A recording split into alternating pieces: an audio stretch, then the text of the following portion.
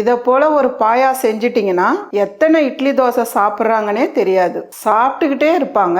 இதோட டேஸ்ட் சொல்றதுக்கு வார்த்தையே இல்லை. அந்த அளவுக்கு இதோட டேஸ்ட் அட்டகாசமா இருக்கும். இந்த முருங்கைக்காய் பாயா இட்லி தோசைக்கு மட்டும் இல்லை, சப்பாத்தி, பரோட்டா, இடியாப்பம் எல்லாத்துக்குமே மேட்ச் ஆகும். இப்போ ரொம்ப ஈஸியா எப்படி செய்யுதுன்னு பார்க்கலாம். இப்போ ஒரு மிக்ஸி ஜார்ல 1 டேபிள் ஸ்பூன் அளவுக்கு மிளகு சேர்த்துடலாம், 1 டேபிள் ஸ்பூன் மல்லி சேர்த்துடலாம், 1 டீஸ்பூன் அளவுக்கு ஜீரகம், 1 டீஸ்பூன் அளவுக்கு சோம்பு, அரை முடி தேங்காய் எடுத்து பொடியை கட் பண்ணி வச்சிருக்கேன், இதை சேர்த்துக்கலாம். கூடவே 2 துண்டு பட்டை, ஒரு அரை பீஸ் அன்னாச்சி பூ 2 கட் பண்ணி வச்சிருக்கேன், 2 ஏலக்காய், 4 கிராம்பு, கொஞ்சமா கல்பாசி, கூடவே ஒரு 20 பீஸ் முந்திரி எடுத்து 1 டீஸ்பூன் அளவுக்கு கசகசா சேர்த்து தண்ணியில் 10 நிமிஷம் ஊற வச்சு வச்சிருக்கேன், இதை சேர்த்துக்கலாம்.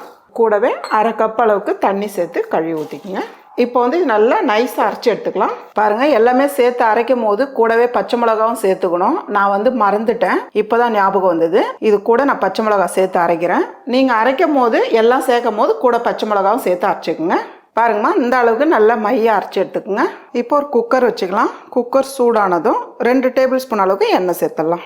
நீங்கள் குக்கரில் செய்கிறதுனால செய்யலாம், இல்லை நீங்கள் ஓப்பனில் செய்கிறதுனால செய்யலாம், நம்மளுடைய விருப்பம் தான். நான் வந்து குக்கரில் செய்கிறேன். எண்ணெய் சூடானதும் ஒரு பிரியாணி இலை 2 கட் பண்ணி சேர்த்துக்கலாம். கூடவே 3 பெரிய வெங்காயம் நீளமாக கட் பண்ணி வச்சுருக்கேன், இதை சேர்த்துக்கலாம். வெங்காயம் சேர்த்து கொஞ்ச நேரம் நல்லா வதக்கிடுங்க. வெங்காயம் சேர்த்து ஓரளவுக்கு வதங்கி வர டைமில் 2 பெரிய தக்காளி பொடியை நறுக்கியிருக்கேன், இதையும் சேர்த்துக்கலாம். கூடவே 1 டேபிள் ஸ்பூன் அளவுக்கு இஞ்சி பூண்டு பேஸ்ட்டு சேர்த்துக்கலாம். 2 பச்சை மிளகாய் 4 கட் பண்ணி வச்சுருக்கேன், இதையும் சேர்த்துக்கலாம். இதெல்லாம் சேர்த்து நல்லா ஓரளவுக்கு வதக்கிடுங்க. பாருங்கம்மா, வெங்காயம் தக்காளி இந்த அளவுக்கு நல்லா வதங்கி வர டைமில் நான் வந்து 2 முருங்கைக்காய் எடுத்து கொஞ்சம் நீளமாக கட் பண்ணி வச்சுருக்கேன். கொஞ்சம் குண்டு காயாகவே வாங்கிக்கோங்க, நல்லாயிருக்கும். முருங்கைக்காவை சேர்த்துக்கலாம். இது கூடவே கொஞ்சமாக புதினா, கொத்தமல்லி கொஞ்சமாக சேர்த்துக்கலாம், கொஞ்சமாக கறிவேப்பிலை, இதெல்லாம் சேர்த்து நல்லா கலந்துருங்க. முருங்கைக்காய் சேர்த்து ரொம்ப நேரம் கலந்து விடாதீங்க, இந்த அளவு கலந்து விட்டால் போதும். கூடவே நம்ம அரைச்சி வச்சிருக்க எல்லா மசாலா 1 கப் அளவுக்கு தண்ணி எடுத்து மிக்ஸி ஜாரை நான் கழுவி ஊற்றிக்கிறேன். கூடவே தேவையான அளவு உப்பு சேர்த்துடலாம்.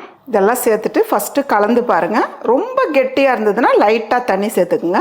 இட்லி தோசை மேலே ஊற்றும் போது நல்லா பிடிக்கணும், அந்த அளவுக்கு திக்கு இருக்கணும். இந்த டைமில் நீங்கள் உப்பு செக் பண்ணிக்கலாம். பார்க்குறதுக்கு கலரும் ரொம்ப அருமையாக இருக்குது பாருங்கள். கொஞ்சம் திக்காக இருக்குது, லைட்டாக தண்ணி சேர்த்துக்கலாம். ஒரு அரை கப் அளவுக்கு தண்ணி சேர்த்துக்கலாம். அதாவது மொத்தம் 1.5 கப்பு தண்ணி. இதுக்கு மேலே சேர்க்காதீங்க, கரெக்டான அளவில் இருக்குது. அவ்வளோதான். இப்போ குக்கர் மூடி வச்சு மூடிடலாம்.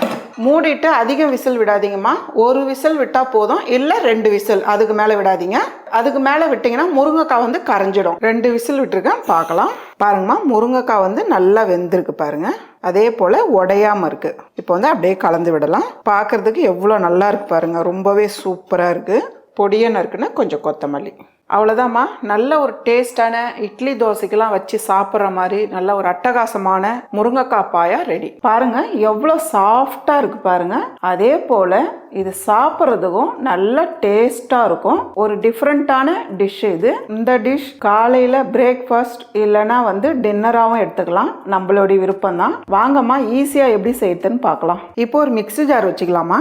1 துண்டு இஞ்சி எடுத்து பொடியை நறுக்கி வச்சிருக்கேன், இதை சேர்த்துடலாம். கூடவே 2 பச்சை மிளகாய் பொடியை நறுக்குனது, இதையும் சேர்த்துடலாம். ஒரு சின்ன வெங்காயம் எடுத்து பொடியை நறுக்கியிருக்கேன், இதை சேர்த்துடலாம்.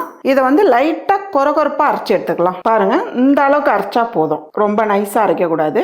இது ஒரு பக்கமாக இருக்கட்டும். பாருங்க, நான் வந்து இந்த கப்பால் 1.5 கப்பு கோதுமை மாவு எடுத்திருக்கேன், 1 கப்பு சேர்த்துருக்கேன், இது ஒரு அரை கப்பு.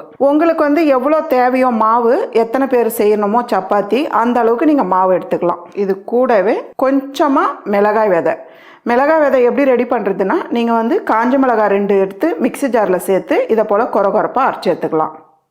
கொஞ்சமாக கஸ்தூரி மெத்தி, அதாவது வெந்தய இலை, நீங்கள் இஷ்டப்பட்டால் சேர்த்துக்கலாம், இல்லைனா விட்டுடலாம். இது சேர்த்திங்கன்னா ரொம்ப நல்லாயிருக்கும். தேவையான அளவு உப்பு சேர்த்துடலாம். கூடவே 1 டீஸ்பூன் அளவுக்கு எண்ணெய் சேர்த்துடலாம். இதெல்லாம் சேர்த்துட்டு ஃபஸ்ட்டு நல்லா பிசைஞ்சிடுங்க. பாருங்கள், கொஞ்சம் கொஞ்சமாக தண்ணி சேர்த்துங்க. தண்ணி அதிகமாகிடுச்சுன்னா ரொம்ப தண்ணி ஆகிடும். சப்போஸ் உங்களுக்கு தண்ணி அதிகமாகிடுச்சுன்னா நீங்கள் கோதுமை மாவு கொஞ்சம் சேர்த்துக்கலாம். இப்போ வந்து நம்ம சப்பாத்தி மாவு எந்த அளவுக்கு பிசையுமோ அந்த அளவுக்கு நீங்கள் பிசைஞ்சு எடுத்துக்கலாமா. பாருங்கள், இந்த அளவுக்கு நல்லா பிசைஞ்சு எடுத்துக்கோங்க. சப்பாத்தி வந்து நல்லா சாஃப்டாக இருக்கணும். அவ்வளோதான், இது ஒரு பக்கமாக வச்சிடலாம். நான் வந்து ஒரு சின்னதாக ஒரு காலிஃப்ளவர் வாங்கி கட் பண்ணி வச்சுருக்கேன். பாருங்க, இந்த அளவு கட் பண்ணிடுங்க. இப்போ வந்து ஒரு பாத்திரத்தில் தேவையான அளவு தண்ணி சேர்த்து நல்லா சூடு பண்ணிடுங்க. இந்த காலிஃப்ளவரை இதில் சேர்த்துடலாம். கொஞ்சமாக மஞ்சத்தூள், கொஞ்சமாக உப்பு சேர்த்துடலாம். இதெல்லாம் சேர்த்து இப்படி கலந்து விட்டுருங்க. ஒரு 2லேருந்து 3 நிமிஷத்துக்கு அப்படியே இருக்கட்டும்மா. பாருங்கம்மா, இந்த அளவுக்கு கொதிச்சது போதும். இப்போ ஸ்டவ் ஆஃப் பண்ணிவிட்டு இதை எடுத்துடலாம். நல்லா வடிகட்டி ஒரு பீஸாக எடுத்துருங்க. இதே போல் எடுத்து வச்சுடுங்க. கொஞ்ச நேரம் ஆறட்டும். பாருங்கள், காலிஃப்ளவர் வந்து நல்லா ஆறிடுச்சு. இப்போ ஒரு பவுல் வச்சுக்கலாம். அந்த பவுலில் நம்ம வந்து இதை திருகி எடுத்துக்கலாம். எல்லா காலிஃப்ளவரும் இந்த அளவுக்கு நல்லா திருகி எடுத்துக்குங்க. பாருங்கம்மா, காலிஃப்ளவர் வந்து இந்த அளவுக்கு நல்லா திருகி எடுத்துக்குங்க. இப்போ இதை போல் ஒரு துணி எடுத்துக்குங்க. நல்லா காட்டனில் எடுத்துக்குங்க. ஏன்னா வந்து காலிஃப்ளவர்லேருந்து தண்ணி இருக்கும், அதனால இது நல்லா பிழிஞ்சு எடுத்துக்கணும். ஈரப்பதம் இல்லாத அளவுக்கு நல்லா பிழிஞ்சு எடுத்துக்கோங்க.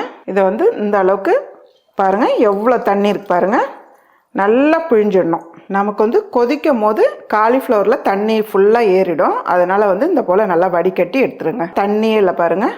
நம்ம புழிஞ்சு எடுத்த காலிஃப்ளவரை ஒரு பாத்திரத்தில் சேர்த்துடலாம். இதை வந்து இப்படி நல்லா உடச்சி விட்டுருங்க. அவ்வளோதான். 1/4 ஸ்பூன் அளவுக்கு ஜீரகத்தூள் சேர்த்துடலாம். 1/2 டீஸ்பூன் அளவுக்கு மிளகுத்தூள். இது கூடவே நம்ம அரைச்சி வச்ச வெங்காயம், பச்சை மிளகா, இஞ்சி, கூடவே பொடியை நறுக்குன கொத்தமல்லி, கொஞ்சமாக உப்பு சேர்த்துக்குங்க. இப்போ இதெல்லாம் சேர்த்து நல்லா மிக்ஸ் பண்ணிவிடுங்க. இந்த அளவுக்கு நல்லா கலந்துருங்க. அவ்வளோதாம்மா, இதுவும் அப்படியே இருக்கட்டும். இப்போ பூரிக்கட்டை வச்சுக்கலாமா. சப்பாத்தி மாவு கொஞ்சம் அதிகமாகவே எடுத்துக்கோங்க. ஏன்னா இந்த சப்பாத்தி வந்து கொஞ்சம் கனமாக தான் வரணும், மெலிசாக வரக்கூடாது. இந்த அளவுக்கு மாவு எடுத்துக்கோங்க. பூரிக்கட்டையில் மாவு சேர்த்துருங்க. கோதுமை மாவு வந்து நல்லா உருட்டிக்குங்க. இந்த அளவுக்கு உருட்டிக்குங்க. இப்போ வந்து நமக்கு வந்து ஒரு அகல் விளக்கு மாதிரி நல்லா இப்படி ஆழமாக இந்த அளவுக்கு போட்டுருங்க. நீங்கள் வந்து எவ்வளோ ஃபுட்டு வைக்கிறீங்களோ அதுக்கேற்ற மாதிரி நம்ம போட்டுக்கணும். இந்த அளவுக்கு நல்லா குழியாக ஆக்கிட்டு நம்ம வந்து காலிஃப்ளவர் வந்து இது உள்ளே வச்சுடுங்க. நல்லா அப்படி அழுத்தி வச்சுடுங்க. இப்போ வந்து இதை அப்படியே மடிச்சிடுங்க. இப்போ நல்லா அப்படி மடிச்சுட்டு நல்லா வந்து உருட்டிடுங்க. மேலே வந்து கோதுமை மாவு சேர்த்துருங்க. இப்போ வந்து இதை அப்படியே திரட்டும் போது பார்த்து திரட்டுங்க. ஏன்னா வந்து உள்ளே இருக்க ஃபுட்டு வந்து வெளியே வரக்கூடாது. அதே போல் மெலிசாக இருக்கக்கூடாது, கொஞ்சம் கனமாக தான் இருக்கும். பாருங்கள், இந்த அளவுக்கு திரட்டிடுங்க. இதே போல் இருக்கிற சப்பாத்திலாம் திரட்டி எடுத்துக்கோங்கம்மா. இப்போ தவா வச்சுக்கலாம். தவா சூடானதும் நீங்கள் வந்து எண்ணெய் வேணுனாலும் எடுத்துக்கலாம், இல்லை நெய் வேணுனாலும் எடுத்துக்கலாம். நெய்யில் செஞ்சாலும் அந்த சப்பாத்தி ரொம்பவே நல்லாயிருக்கும்.